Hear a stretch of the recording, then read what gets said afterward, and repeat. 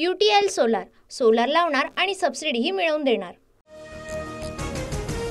शरद पवारांविरोधात निवडणूक नको, अजितदादांच्या आमदारांचं मत, सूत्रांची माहिती। पवारांविरोधात निवडणूक झाल्यास फटका बसण्याची आमदारांना भीती। निवडणूक संपर्क प्रमुख नियुक्त होण्यास सोमय्यांचा नकार, रावसाहेब दानवेंना पत्र लिहित खदखद व्यक्त, तर समितीतून नाव वगळल्यानं प्रसाद लाड नाराज असल्याची माहिती। माझा पक्षावर आणि नेत्यांवर पूर्ण विश्वास, शहा फडणवीस निश्चितपणे मला चांगली जबाबदारी देतील, नाराजीच्या चर्चांनंतर प्रसाद लाड यांची प्रतिक्रिया। नागपुरातील अपघात प्रकरणानंतर सुषमा अंधारे नागपूर दौऱ्यावर, सीताबर्डी पोलीस ठाण्याला भेट देणार, नागपूर अपघात प्रकरणातील तथ्य समजून घेणार। संकेत बावनकुळे बारमध्ये दूध प्यायला गेला होता का, अंधारेंचा सवाल, तर भाजपच्या लोकांना स्थानिक नेते मदत करताय, अंधारेंचा काँग्रेस आमदार विकास ठाकरेंवर आरोप। आरोग्यमंत्री तानाजी सावंत यांच्या गावभेटी कार्यक्रमात पुन्हा गोंधळ, मंत्री तानाजी सावंतांना प्रश्न विचारणाऱ्या गावकऱ्यांना समर्थकांनी धमकावलं, धाराशिवमधील परंडा तालुक्यातील प्रकार।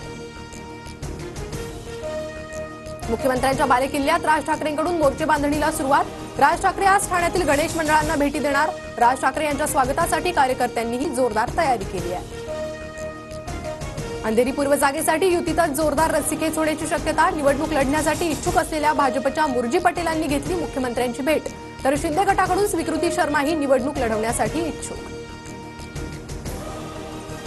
शेतकरी नेते रविकांत तुपकर यांची आज सरकारच्या शिष्टमंडळासोबत बैठक, सकाळी 11 वाजता उपमुख्यमंत्री अजित पवार यांच्या अध्यक्षतेखाली मंत्रालयातील दालनात बैठक, कर्जमुक्ती, पीक विमा आणि सोयाबीन कापूस दरवाढीसाठी अन्नत्याग आंदोलन। अनिल परब यांना मुंबई उच्च न्यायालयाचा मोठा दिलासा, दापोलीतील सई रिसॉर्ट प्रकरणी प्राप्तिकर विभागाने बजावलेल्या नोटीस उच्च न्यायालयाकडून रद्द। राजकीय पक्षांनंतर आता राज्य निवडणूक आयोगाकडूनही विधानसभा निवडणुकीची तयारी सुरू, 13 सप्टेंबरला जिल्हाधिकाऱ्यांकडून तयारीचा आढावा घेणार।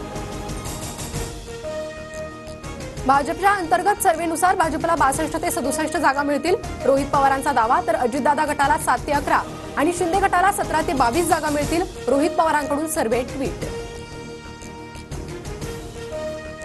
लोकपोलच्या सर्व्हेत महाविकास आघाडीचं सरकार येण्याचं भाकीत, महाविकास आघाडीला 141 ते 154 जागा, तर महायुतीला 115 ते 128 जागांचा अंदाज। नांदेडचे माजी खासदार भास्करराव खदगावकर काँग्रेसमध्ये घरवापसी करण्याची शक्यता, सुनबाई मिनल खदगावकर नायगाव विधानसभेसाठी इच्छुक, 15 सप्टेंबरला काँग्रेसमध्ये पक्षप्रवेशाची शक्यता।